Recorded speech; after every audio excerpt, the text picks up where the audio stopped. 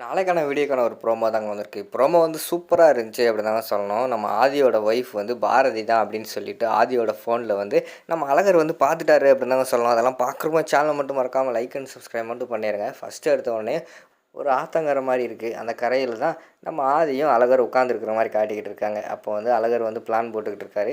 எப்படிடா இந்த பாரதியோட ஹஸ்பண்டை கண்டுபிடிக்க, அவனை கண்டுபிடிச்சாதான் எனக்கு வந்து விடுதலை பத்திரத்தில் வந்து கையெழுத்து போட்டு கொடுப்பேன் அப்படின்னு சொல்லிட்டு இவ வேறு சொல்லிக்கிட்டு இருக்கா. நான் என்ன பண்ணுறேனே தெரிலையே அப்படிங்கிற மாதிரி சொல்லிகிட்டு இருக்காங்களே.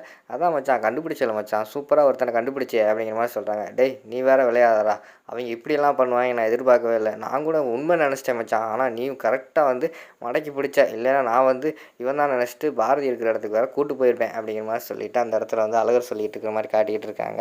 சரி விடு மச்சான், எப்படியாவது கண்டுபிடிப்போம், இருந்தாலும் எனக்கு வேறு குற்ற உணர்ச்சியாக இருக்குது மச்சான் அப்படிங்கிற மாதிரி வந்து அழகர் சொல்கிறாரு. ஏன் மச்சான் என்னாச்சு அப்படிங்கிற மாதிரி கேட்டவனையும், இல்லை மச்சான் நீ ஊர்லேருந்து எதுக்கு வந்த, உன்னோட பொண்டாட்டியையும் உன்னோட பிள்ளைகளையும் தேடி தான் இங்கே வந்தேன், ஆனால் நான் அதையே மறந்துட்டேன், கடைசியில் ஆண்டாள் சொன்னா அப்படின்னு சொல்லிட்டு நான் என்னடானா பாரதியோட ஹஸ்பண்டை தேட ஆரம்பிச்சிட்டேன். எனக்கு ரொம்ப குற்ற உணர்ச்சியாக இருக்குது. என்னையை நம்பி வந்து நீங்கள் வந்திருக்க, அப்படி இருக்கும்போது உனக்கு நான் உதவி செஞ்சே ஆகணும். இப்போ இனிமேல் வந்து நம்ம தேடத்தான் போகணும், அவன் அதாவது உன்னோட ஒய்ஃப் யாருன்னு தேடணும் அப்படிங்கிற மாதிரி சொல்கிறாங்க. உடனே ஆதி வாய் சும்மா இருக்காமல் ஆதி என்ன சொல்கிறாரு, அதான் பாரதி இருக்காங்களே பிறதுக்கு தேட போகிற அப்படிங்கிற மாதிரி சொல்லிடுறாங்க. என்னது பாரதி இருக்கா, என்னடா சொல்லிக்கிட்டு இருக்க அப்படிங்கிற மாதிரி ஆண்டாள் அழகர் கேட்காங்க. இல்லை மச்சான், பாரதியோட ஹஸ்பண்டை வந்து ஃபஸ்ட்டு தேடுவோம், அதுக்கடுத்து நம்ம தேடுவோம் அப்படிங்கிற மாதிரி சொல்கிறாங்க.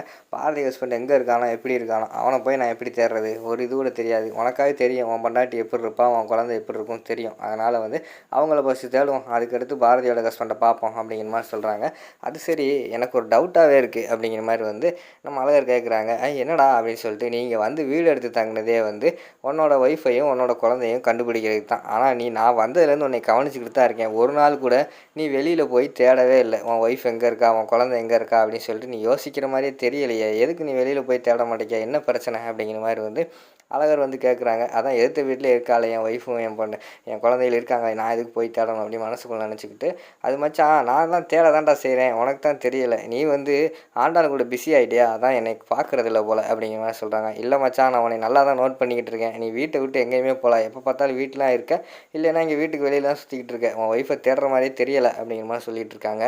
சரி மச்சான், வா மச்சான், நம்ம 2 பேரும் சேர்ந்து போய் தேடுவோம். ஃபஸ்ட்டு உன் பொண்டாட்டியோட ஃபோட்டோ காட்டு, உன் குழந்தையோட ஃபோட்டோ காட்டு, அவங்க எங்கே இருக்காங்க என்ன இருக்கான்னு நம்மளும் போய் தேடுவோம் அப்படிங்கிற மாதிரி சொல்கிறாங்க. அதெல்லாம் வேணாம் மச்சான், நான் பார்த்துக்கிறேன், உனக்கு எதுக்கு பிரச்சனை, தேவையில்லாத பிரச்சனை, ஆல்ரெடி நீயே வந்து நிறைய பிரச்சனையில் இருக்க அப்படிங்கிற மாதிரி சொல்கிறாங்க. டேய் என் பிரச்சனையெல்லாம் விட்றா, நீ ஃபஸ்ட்டு வந்து இங்கே எதுக்கு வந்த, உனக்கு உதவி செய்யணும், உன் பொண்டாட்டியோட ஃபோட்டோ காட்டு, செல்லெடு அப்படின்னு சொல்லி செல்லை பிடுங்குறாங்க. டேய் அதெல்லாம் தரமாட்டேன்னு சொல்லிட்டு நம்ம ஆதி வந்து அங்கிட்ட இருந்துச்சு வர்றாங்க. கடைசியில் வந்து ஆதியை பிடிச்சிடுறாங்க அழகர். பிடிச்சிட்டு செல் எடுத்துகிட்டு டக்குன்னு ஓப்பன் பண்ணி பார்க்காங்க. பார்த்தவொடனே ஏய் இதான் உன் பொண்டாட்டியாடா அப்படிங்கிற மாதிரி ஷாக்காகி பார்த்துக்கிட்டு இருக்கிற மாதிரி காட்டிகிட்டு இருக்காங்க. அதோட பார்த்தீங்கன்னா அந்த எபிசோட வந்து முடிச்சிடுறாங்க.